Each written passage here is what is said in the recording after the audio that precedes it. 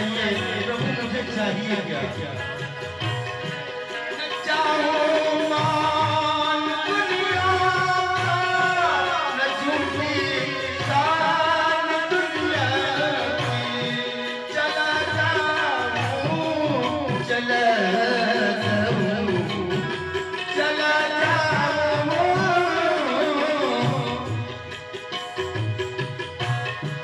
चला जाऊं मैं वृंदावन, चला जाऊं, चला जाऊं मैं वृंदावन। तेरा परिवार काफी है, चला जाऊं मैं वृंदावन। तेरा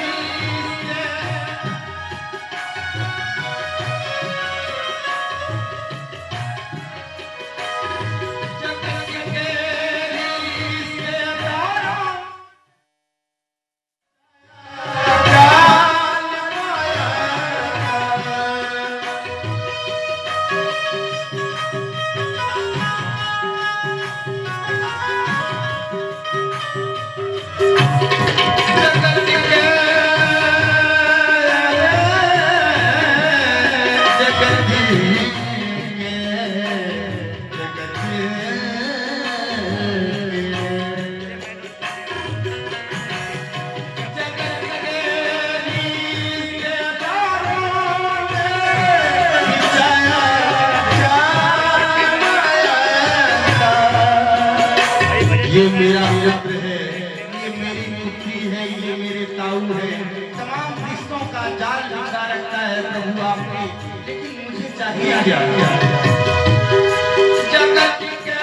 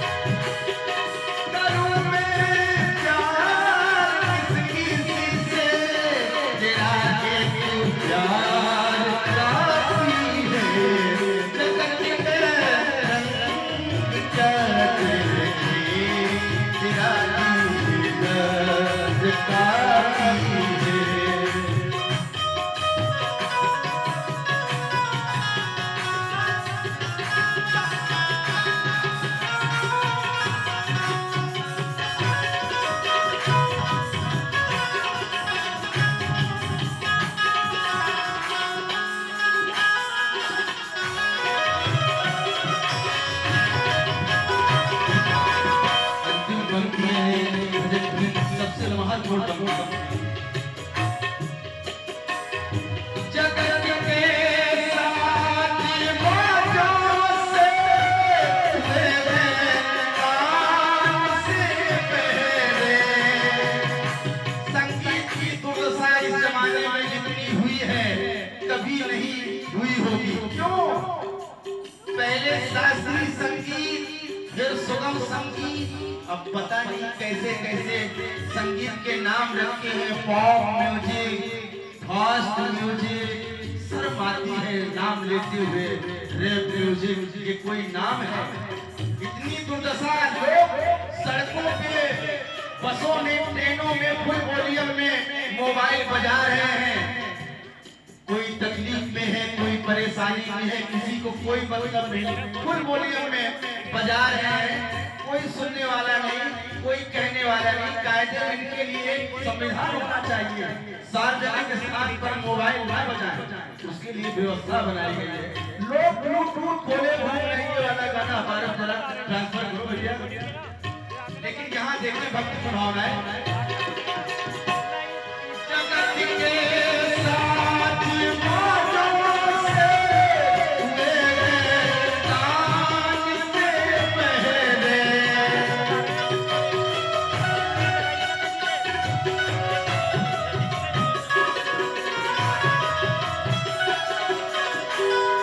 जगत के साथ मौजों से मेरे कान से पहले। लेकिन भक्त क्या कह रहा है भगवान से? मेरे कानों मेरे कान मेरे कानों में हो सत्संग तेरी है कान करूं मैं प्यार किसी से,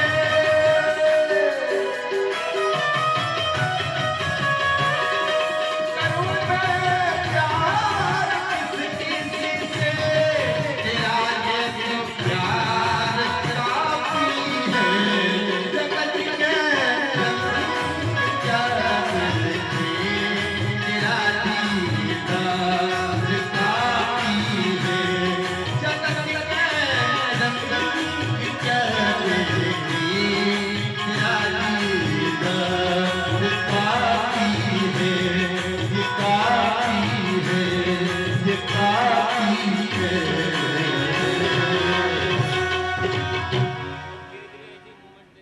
बोलिए माँ के बिहारी लाल की। अरे क्या जय है, इतने लोग बैठे हैं, जरा जोर से जयकारा लगाएं। बोलिए हनुमान जी महाराज की। लगा है कि कथा हो रही है बुद्ध विहार में।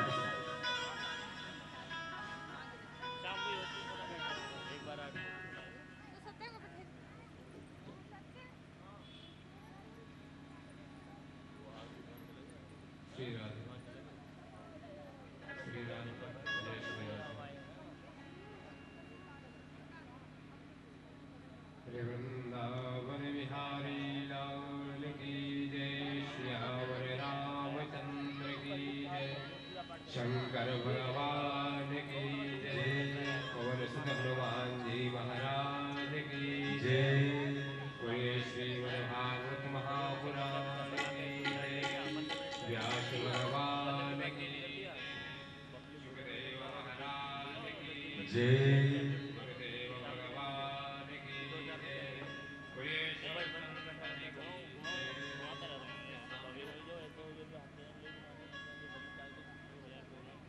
पहले हाइट लेके बना दो, पूजा वूजा करे तो वाइट फ्रेम कर दिया, ऐसे नहीं टांग के रख लेगा ना।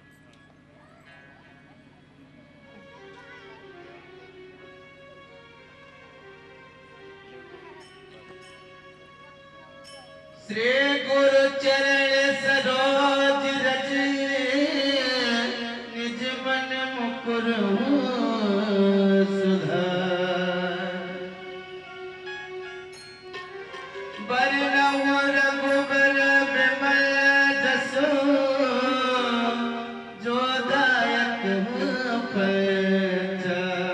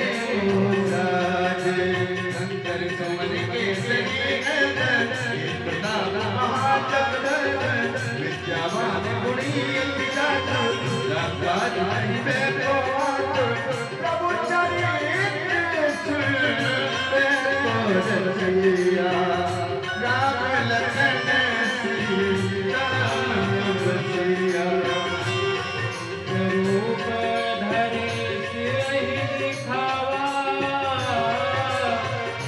विकट रूप धरे रंग जरावा भीम रूप धरे असुर संहारे रामचंद्र जी काज सवारे लाए सजे बन लगान दिया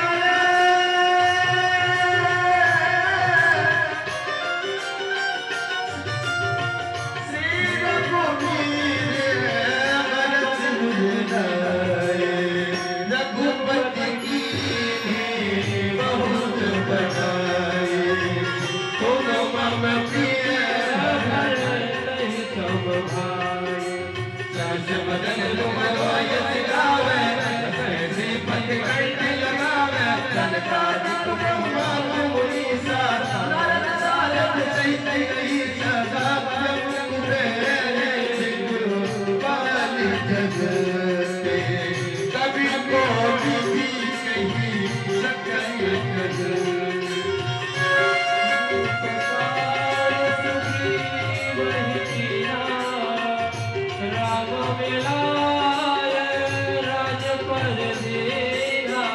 तुम्हारो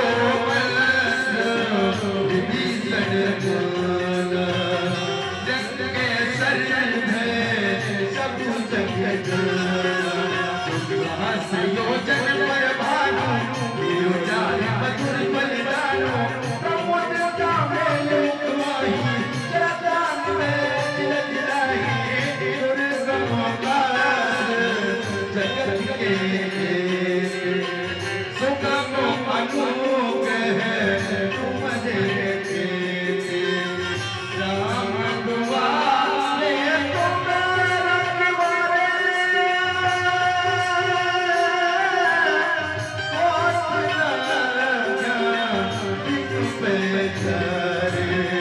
सब सुख ले तुम्हारी सरना तुम्हें रखा आपन देख संभालो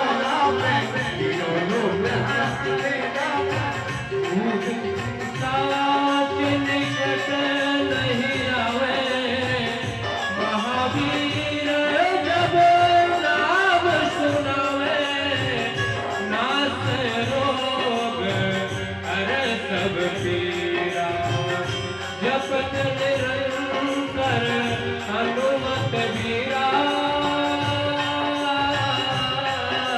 संकट से हनुमान छुड़ावे मन क्रम बचन ध्यान जोड़ावे सब कर राम तपस्वी राजा जिनके काज सकल गुण साजा और मनोरथ जो कोई लावे सोई अमित जीवन फल पावे चारों जुग प्रताप तुम्हारा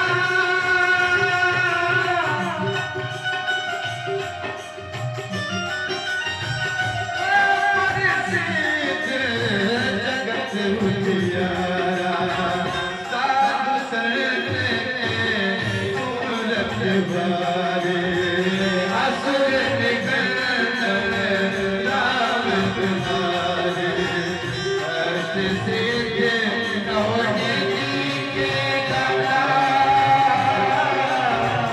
असबर दीन जानकी माता राम रसायन तुमरे पासा सदा रहो रघुपति के नसा भजन राम जी को भावे जन्म जन्म के दुख बिसराओ अंत काल रघुवर पुर जाई यहाँ जन्म हरि भक्त कहा और देवता चित्तन धरि हनुमत से सर्व सुख कर संकट कट मिटै सब पीरा जो सुमिरै हनुमत बलबीरा जय जय जय हनुमान गोसाई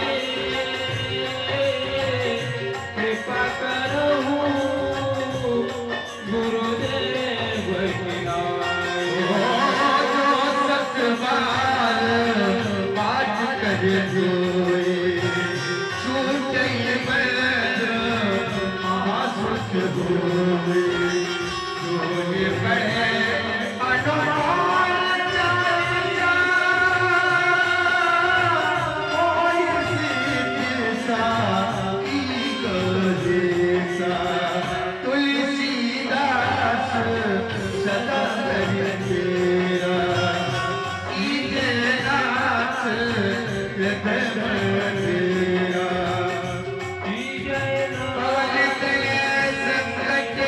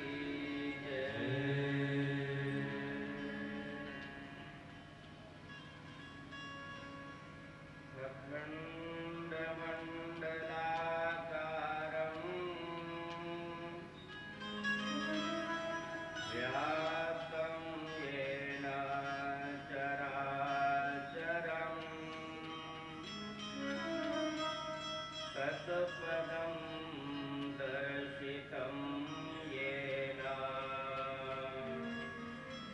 तस्मै श्रीगुरवे नमः। गुरुर्ब्रह्मा गुरुर्विष्णुः गुरुर्देवो महेश्वरः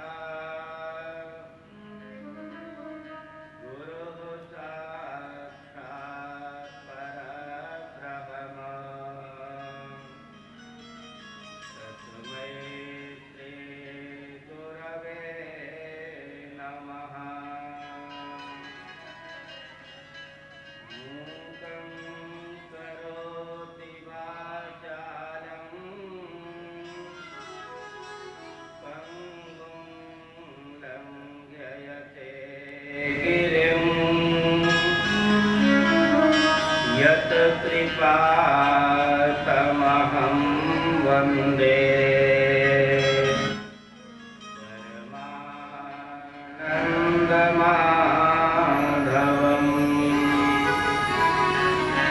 वसुदेवसुतं देवं कंसचाणूरमर्दनम् देवकी परमानन्दम् कृष्णं वन्दे जगद्गुरुम्। श्रीकृष्णं वन्दे जगद्गुरुम्। बोलिए राधा कृष्ण भगवान की जय। जय श्री कृष्ण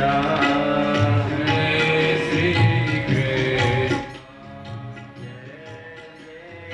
राधे जय श्री राधे जय श्री कृष्ण श्री कृष्ण जय श्री राधे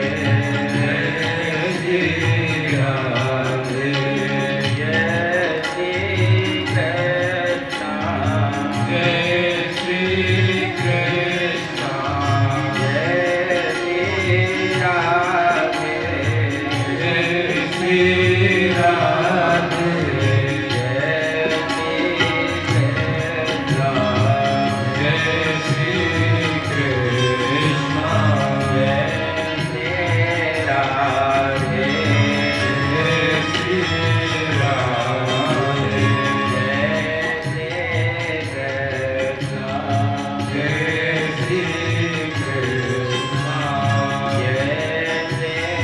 राधे जय श्री राधे जय श्री कृष्ण जय श्री कृष्ण जय श्री राधे जय श्री राधे जय श्री कृष्ण जय श्री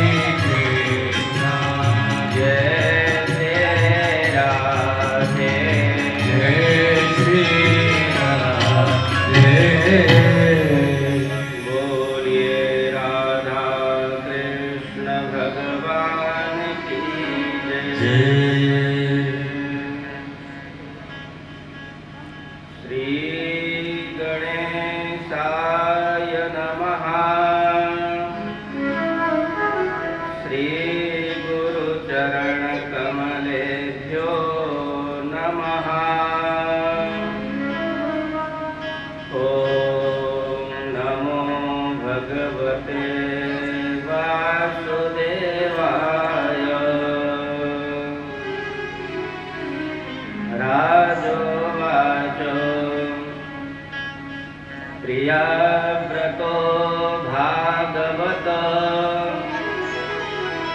आत्मा रामः कथं मुने गृहे रमतयन्मूलः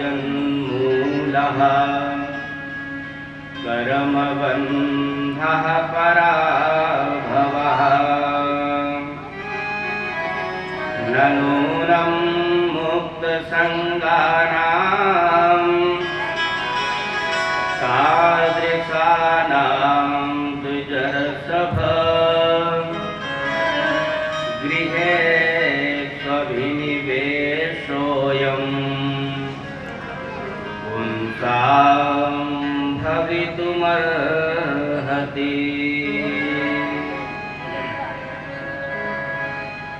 प्रेमियों, मंच पर उपस्थित सभी नारायण स्वरूप संतों के चरणों में दंडवत प्रणाम करते हुए, सभी वेद ब्राह्मणों का अभिवादन करते हुए, सभी चेतन आत्मा के रूप में विराजमान सभी भक्तों के हृदय में ठाकुर को प्रणाम करते हुए, श्री राम शरण सेवा धाम के तत्वावधान में हो रही श्रीमद् भागवत सप्ताह ज्ञान यज्ञ का आज ये तीसरा दिन है।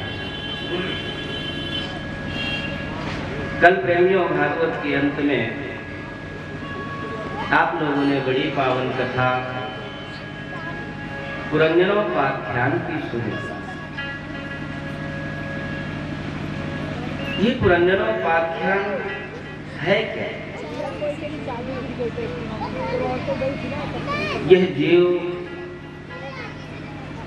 अपने स्वरूप को भूल चुका है और उसी की स्मृति कराने का नाम ही पुरंजनोपाख्यान। हम लोग संसार में आए, किस लिए आए, हमारा स्वरूप क्या है, हमारे गुण धर्म क्या है, हमारे लक्षण क्या है, क्रियाएं क्या है, हम लोग अपने स्वरूप को भूल चुके। जैसे पुरंजन जीवात्मा स्त्री का शरीर मिल गया तो अपने आप को स्त्री मान लेता है, पुरुष का शरीर मिल गया तो अपने आप को पुरुष मान लेता है। वस्तुतः प्रेमियों, यह ना तो स्त्री है और ना ही पुरुष है, पर यह ज्ञान बिना संत कृपा के प्राप्त होने वाला नहीं है। जब तक नारद जी जैसे महान संत की कृपा प्राप्त नहीं हुई, तब तक पुरंजन को अपने स्वरूप का ज्ञान नहीं हो पाएगा। जैसे हम और आप लोग रात्रि में शयन करते हैं, विश्राम करते हैं और शयन करते करते अचानक बड़ा भयानक स्वप्न देखने लगे। ऐसा लग रहा है कोई हमें पहाड़ से फेंक रहा है, कोई हाथी दौड़ता हुआ आ रहा है, हमारे छाती में अपना पैर रखे दे रहा है, हम सोते सोते बड़ी जोर से चिल्ला रहे हैं पर हमारी आवाज कोई सुन नहीं रहा। उसी समय घर का कोई सदस्य आया, हाथ पकड़ करके उठा दिया और हमने देखा अरे हम तो अपने बिस्तर में आराम से पड़े। इसी प्रकार प्रेमियों, ये स्वरूप का भूलना है। जिस समय कोई सदगुरु आकर के हाथ पकड़ करके हमको जगाता है, अरे बेटा उठो, तुम इस संसार के नहीं हो, तुम तो परब्रह्म परमात्मा के अंशावतार हो, अंश हो। जहाँ सदगुरु की कृपा होती है प्रेमियों, परमात्मा प्राप्ति होती है, अपने स्वरूप का बोध होता है। और जब तक स्वरूप का बोध नहीं होगा, विचार करना, ये जन्म मृत्यु का जो भटकन है, ये निरंतर बना ही रहता है। कभी ये आवागमन का बंधन समाप्त नहीं हो सकता। जब तक संत कृपा नहीं हुई, जब तक अपने स्वरूप का ज्ञान नहीं हुआ, तब तक ये आवागमन का बंधन बराबर बना रहता है। भगवान नारायण ने पुरंजन जीवात्मा को स्वरूप का ज्ञान कराया और पुरंजन घोषणा कर दिया, अहम ब्रह्मास्मि, मैं तो शुद्ध सच्चिदानंद स्वरूप हूँ। मैं ना तो कोई स्त्री हूँ और ना ही कोई पुरुष हूँ। यही पुरंजनोपाख्यान का तात्विक उपदेश है। राजा परीक्षित ने सुग्रीव जी को दंडवत प्रणाम करते हुए प्रश्न किया, महाराज, मैंने आपके द्वारा मनु महाराज की कन्याओं का वर्णन सुन लिया। मनु महाराज के एक पुत्र उत्तानपाद राजा की कथा सुन ली, जिसके वंश में ध्रुव आदि हुए। पर मैंने ये सुना है कि मनु महाराज के जो दूसरे पुत्र थे, जिनका नाम प्रियव्रत था, तो महाराज इनको युवावस्था में ही वैराग्य हो गया और युवावस्था में ही वैराग्य होने के बाद ये तपस्या करने गए। पर बाद में ये भी सुना कि ये वापस आकर के गृहस्थ जीवन को स्वीकार किया। इनके बाल बच्चे हुए, इनके परिवार हुए। तो महाराज बात थोड़ी सी अटपटी सी लग रही है, क्योंकि भगवान के चरणों में जिसका प्रेम हो जाता है, एक बार भगवान के चरणों का रसानंद जिसको प्राप्त हो जाता है, दोबारा वो संसार के नाशवान पदार्थों में नहीं फंसता। पर प्रियव्रत के साथ ऐसा कुछ नहीं हुआ। उनको वैराग्य भी हुआ और बाद में संसार में आकर के गृहस्थी को बसाया। महाराज इसका क्या कारण था? सुखदेव जी ने कहा, राजन सुनो, बाढ़ मुक्तम भगवत उत्तम श्लोकस्य श्रीमच्चरणारविंद मकरंदरसयावेशित चेतसो भागवत परमहंस दैत कथा किंचिदंतराय विहतां स्वां शिवतमां पदवीं न प्रायेण हिन्वन्ति। सुखदेव जी ने कहा, राजन बिल्कुल तुम्हारा प्रश्न सत्य है। ऐसा ही हुआ। प्रियव्रत राजा को वैराग्य हुआ और जंगल में जाकर के इन्होंने तपस्या करना प्रारंभ किया।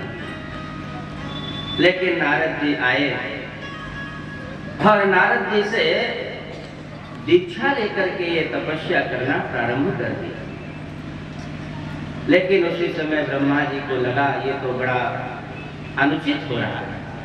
अगर सारे के सारे राजा महाराजा जंगल जाकर तपस्या करने लगेंगे तो मेरे संसार के सामान्य जीवों के अंदर भ्रांति पैदा हो जाएगी कि भैया घर में रहने से भगवान नहीं मिलेंगे, जंगल जाने से ही भगवान मिलते।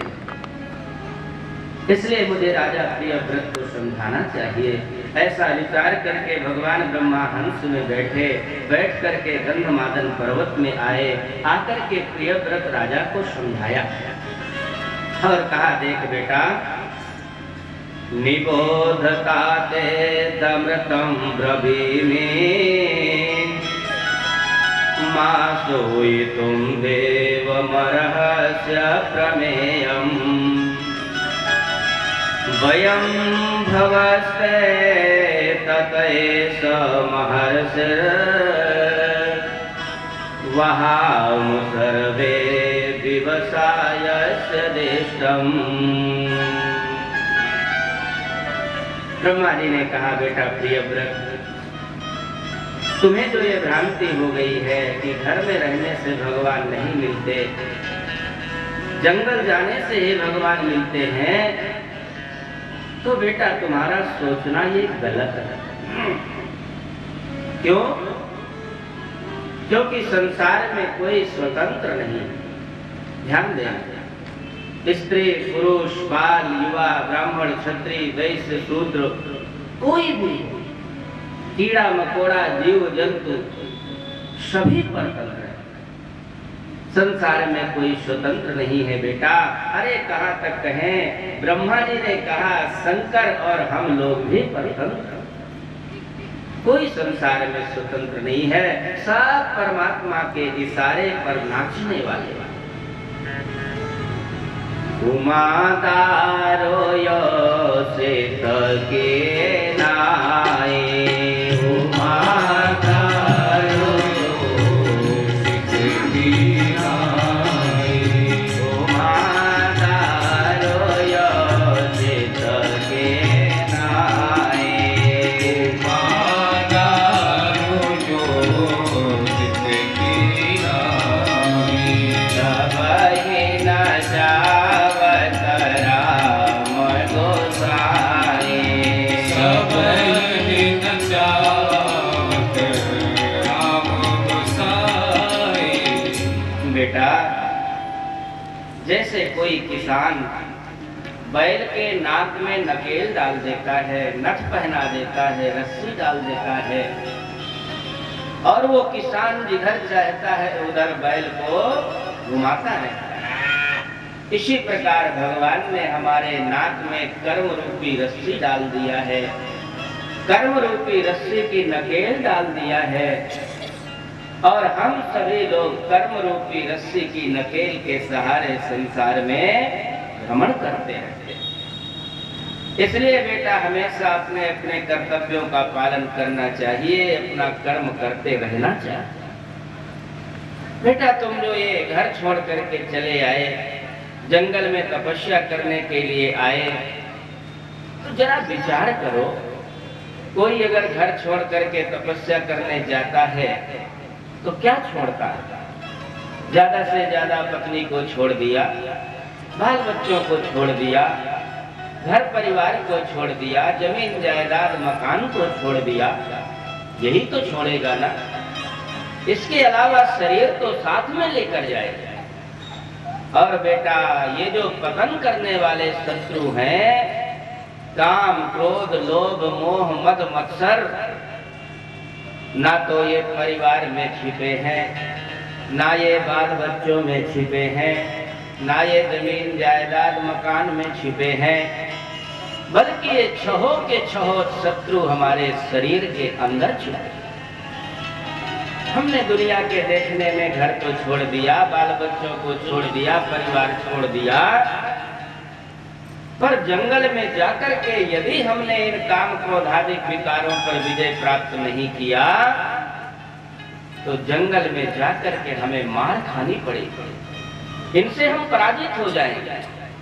क्योंकि भैया ये बहुत प्रबल शत्रु, साधारण नहीं। यह सब माया कर परिवारा, यह सब माया कर परिवारा, प्रबल अमित को वर्ण निहारा, प्रबल अमित को वर्ण निहारा, शिव चतुरानन जाहि डराये, शिव चतुरानन जाहि डराये, अपर जीव कहि लेखे माही, अपर जीव कहि लेखे माही। प्रेमियों, ये काम आदि जो विकार हैं, काम क्रोध लोभ मोह मद मत्सर, बहुत प्रबल है, बहुत बलवान है। बड़े बड़े शंकर ब्रह्मा आदि को भी ये काम क्रोधादिक विकार नचा देने वाले हैं। बड़ा सुंदर एक निर्गुण भजन गाया करते थे हम, किसी बुजुर्ग से सुने हैं, कही का दिया मरिहो बंदरिया बनाए, ब्रह्मा का मारे से विष्णु का मारे से नारद जी को मारे से बंदरिया बनाए।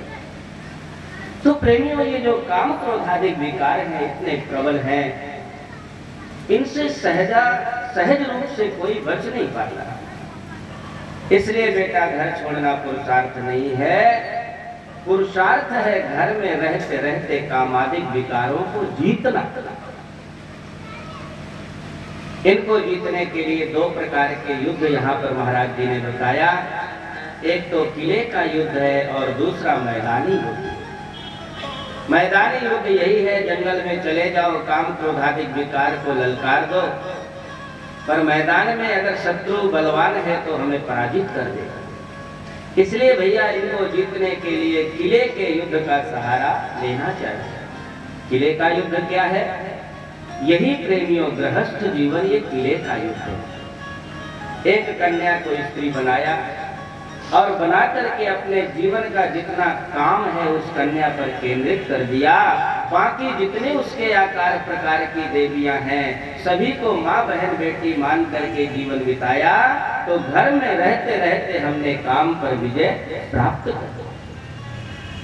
जननी समझाने पर नारी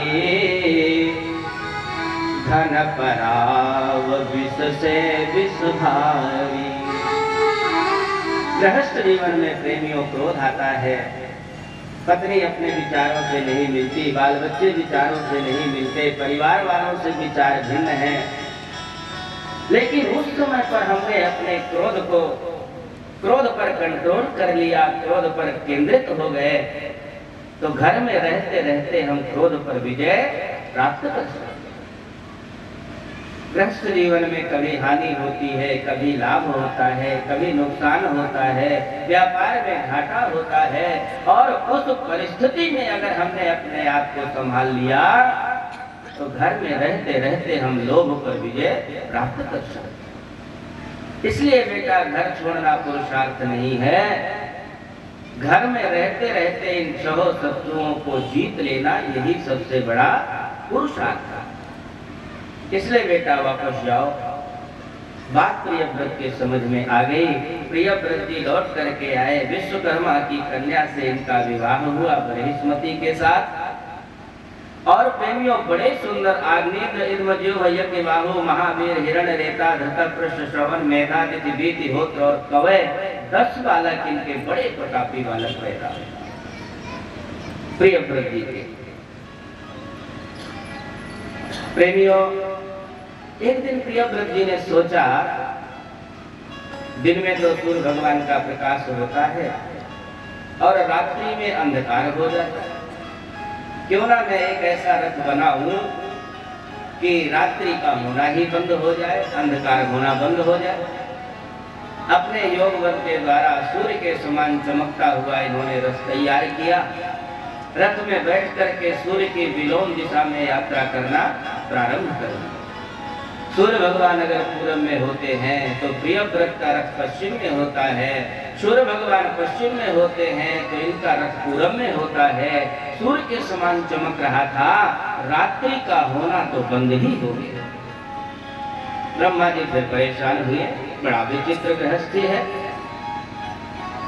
ब्रह्मा जी तुरंत आए, आकर के कहा, रे बेटा ठहरो ठहरो, मेरी मर्यादा का उल्लंघन मत करो। ये द्वंद्व तो मैंने बनाए, सुख दुख पाप पुण्य दिन राति, ये जितना संसार का द्वंद्व है मेरा बनाया हुआ है। इसलिए बेटा मेरी मर्यादा का उल्लंघन मत करो। मैंने समझ लिया अगर गृहस्थी सदगृहस्थ है तो उसके लिए कोई कार्य असंभव नहीं हो सकता। लेकिन तब तक प्रेमियों भूमंडल के 7 चक्कर लगा चुके थे। रथ के बीच का जो भाग था वो तो समुद्र बन गया, रथ के बीच का जो भाग था वो टापू बन गया, और रथ के पहियों का जो भाग था वो सागर बन गया। 7 सागर और 7 द्वीपों का निर्माण प्रियव्रत जी ने कर दिया। इनके 10 बालकों में 3 तो ब्रह्मचारी नैष्ठिक ब्रह्मचारी हो गए थे। 7 बालकों को 7 द्वीपों का राजा बना दिया। पहली जो सबसे विशाल जम्बू द्वीप है, जम्बू द्वीप के राजा इन्होंने आग्नेय को बनाया, जिसमें हम और आप रह रहे हैं। ये जम्बू द्वीप है, यहाँ के राजा आग्नेय महाराज हुए। ब्रह्मा जी की आज्ञा से आग्नेय का विवाह एक पूर्व चित्ती नाम की अप्सरा से हुआ, और इनके द्वारा इनके बड़े सुंदर 9 बालक पैदा हुए। नाभे किम पुरुष हरिवर शैलाव्रत रम्य किरण में गुरु भद्रासु केतुवाल, ये 9 बालक बड़े प्रतापी पैदा हुए। प्रेमियों इन्होंने जम्बू द्वीप के 9 खंड किए। 9 खंड करके एक एक खंड का राजा एक एक बालक को बना दिया। जम्बू द्वीप का जो पहला खंड था जिसका नाम अजनाभ खंड था, उसके राजा नाभि महाराज हुए। नाभि महाराज का विवाह मेरु देवी के साथ हुआ। प्रेमियों विवाह हुए, बहुत दिन व्यतीत हो गए, कोई संतान नहीं हुई। गृहस्थ जीवन में संतान का न होना एक बहुत बड़ी विपत्ति मानी जाती है। नाभि राजा नारायण भगवान की तपस्या किया, पत्नी के सहित दोनों ने तपस्या किया। नारायण भगवान प्रसन्न होकर के दर्शन दिया। मांग लो राजन, क्या चाहते हैं। पहले तो राजा बेचारा संतान की कामना लेकर के तपस्या कर रहा था, लेकिन जिस समय भगवान के रूप माधुरी का दर्शन किया, भगवान के स्वरूप का दर्शन किया, इनके अंदर लालच आ गया और इन्होंने हाथ जोड़ करके कहा, प्रभु दान शिरोमणि दया निधि नाथ कहो सति भाव, काहू तुम ही समान सुत, तुम सन कवन दुरा। हाथ जोड़ करके कहा, प्रभु पहले तो मैं साधारण पुत्र की कामना लेकर के तपस्या कर रहा था, लेकिन जैसे ही मैंने आपके रूप लावण्य को देखा, अब तो यही इच्छा हो रही है, साधारण पुत्र प्राप्त करने से क्या फायदा, आपके समान मैं पुत्र प्राप्त करना चाहता। भगवान मुस्कुराने लगे, राजन बड़े बुद्धिमान हो, मेरे समान पुत्र चाहता? अरे मेरे समान तो दूसरा कोई है ही नहीं, मैं तो अद्वितीय हूँ, मेरे समान दुनिया में कोई नहीं। आप सरे स कहा खो जाऊं जाए, आप सरे स कहा खो जाऊं जाए, आप सरे स कहा खो जाऊं जाए, आप सरे स कहा खो जाऊं जाए, जब तब सनाय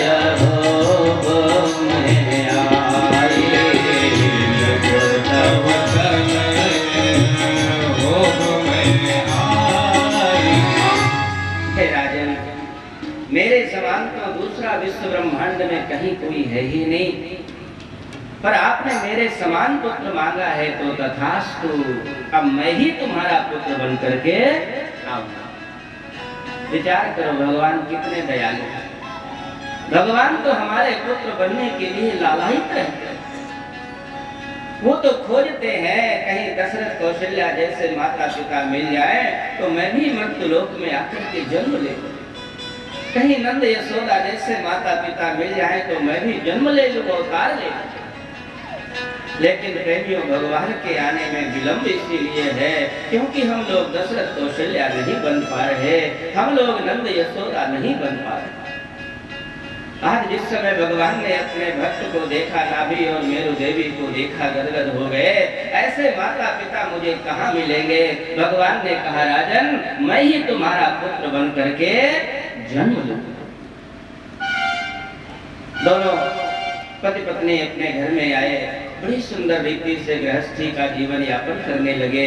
कुछ दिनों के अनंतर मेरु देवी गर्भवती हुई और बड़ा सुंदर सुहावना समय जिस समय आया, सभी नक्षत्र तारागण अपने अपने उच्च राशियों पर विराजमान हैं। उसी समय मेरु देवी के सामने एक बड़े सुंदर बालक भगवान प्रकट हो गए।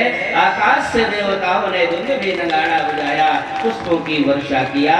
बोलिए सच्चिदानंद भगवान की जय। ब्रह्मा जी आए, आकर के उस बालक का जात कर्म संस्कार कराया। बड़ा सुंदर नामकरण में उनका नाम ऋषभ ऐसा रखा। बोलिए ऋषभ भगवान की जय। प्रेमी और ऋषभ भगवान का सुंदर जात कर्म नामकरण करने के बाद ब्रह्मा जी तो अपने लोक को चले गए। इधर ऋषभ भगवान समर्थ हुए, नाभि राजा ने उनको राजा बनाया, बना करके और जंगल में जाकर के तपस्या किया। चौथे पन जाई नभ कानन। और चौथी अवस्था में बड़े बड़े राजा महाराजा जंगल में जाकर तपस्या करते। ऋषभ भगवान जिस समय राजा हुए, बड़ी सुंदर रीति से धरती का राजकाज करने लगे। धीरे धीरे इनके कार्य से इंद्र इतना प्रसन्न हो गया, इतना प्रसन्न हो गया कि अपनी कन्या का विवाह इन्होंने ऋषभ भगवान से कर दिया। इंद्र की कन्या जिसका नाम जयंती था, ला करके ऋषभ भगवान के चरणों में समर्पित किया। जयंती और ऋषभ भगवान के द्वारा प्रेमियों बड़े प्रतापी 100 बालक पैदा हुए, जिनमें भरत जी महाराज सर्वश्रेष्ठ थे। एक दिन इनके मन में आया, ब्रह्मावर्त का क्षेत्र जिसे प्रेमियों बिठूर कहा जाता है, ये कानपुर के पास में ब्रह्मावर्त है और वहीं की ये बात है। स कदाचित भगवान ऋषभो ब्रह्मावर्तगतो ब्रह्मस्य प्रवर सभायाम निशायाम यन्ति नात्मान मदान महितात्मनः। एक बार ब्रह्मावर्त में बड़े बड़े संत महात्मा ऋषि लोग पहुंचे, ऋषभ भगवान भी गए। बालकों ने कहा, जनता के लोगों ने कहा, प्रभु अपनी जनता के कल्याण के लिए कुछ ना कुछ उपदेश प्रदान करो। भगवान के जितने भी अवतार हुए हैं, जनता का कल्याण करने के लिए सभी ने कोई ना कोई उपदेश जरूर दिया। भगवान राम भी अपनी जनता को उपदेश देते थे। भगवान कृष्ण ने भी बड़े सुंदर सुंदर उपदेश दिया। अर्जुन गीता तो प्रसिद्ध है ही है, उद्धव गीता। भगवान राम ने जो उपदेश दिया उसको राम गीता, और यहाँ पर जो ऋषभ भगवान ने उपदेश दिया प्रेमियों, ये ऋषभ गीता है, बड़ी मूल्यवान है और बड़ी पावन है। बहुत ध्यान से सुनने लायक विषय है। ऋषभ भगवान अपने आसन पर खड़े हुए और जनता को संबोधित करके कहना प्रारंभ किया। नायम देहो देह भाजा नृलोके कष्टान कामान रहते बिडभुजांगे तपो दिव्यं पुत्रकायेन सत्वं शुद्धेर्यशमात् ब्रह्म सौख्यं त्वनन्तम्। ऋषभ भगवान ने कहा, भाइयों विचार करो, ये जीवन हमको क्यों मिला। नायम देहो देह भाजाम नृलोके, ये जो मनुष्य का शरीर हमें मिला संसार में, ये किस लिए मिला? क्या ये भोग विषयों के लिए मिला? क्या ये खूब तरह तरह से पैसा कमा करके, धर्म से अधर्म से पैसा कमा करके सुंदर भोग भोगने के लिए मिला? सुंदर सुंदर पकवान मिष्ठान्न खाने के लिए मिला? या सुंदर सुंदर बड़े बड़े मोटे मोटे गद्दे गलीचों में सोने के लिए मिला? अरे बोले नहीं, ये भोग विषय तो सूकर कुकर की योनि में भी प्राप्त हो जाते हैं। कष्टान कामा न रहते बिड़ भुजाम, ये सूकर कुकर भी इन भोग विषयों को प्राप्त कर लेता है। जैसे प्रेमियों गद्दे गलीचों में सोकर हम आनंद का अनुभव करते हैं, वैसे ही सूकर कुकर कीचड़ में लौट करके उसी आनंद का अनुभव करते हैं। जैसे हम लोग तरह तरह का पदार्थ खा करके आनंद का अनुभव करते हैं, वैसे ही सूकर कुकर भी अपना पदार्थ खा करके उसी आनंद का अनुभव करता है। हम लोग भी बाल बच्चा पैदा करते हैं, सूकर कुकर भी बाल बच्चा पैदा करते हैं। अगर हमने अपने जीवन को यहीं तक सीमित रखा तो भला विचार करो, हम में और सूकर कुकर में क्या अंतर? जब उतने ही काम सूकर कुकर करते हैं, उतने ही काम हम लोग भी करते हैं, तो हम में और सुअर में क्या अंतर रहा? हम में और सूकर कुकर में क्या अंतर रहा? प्रेमियों विचार करना चाहिए। गोस्वामी तुलसीदास जी ने बहुत अच्छी बात लिखी है, जाके लगन राम पे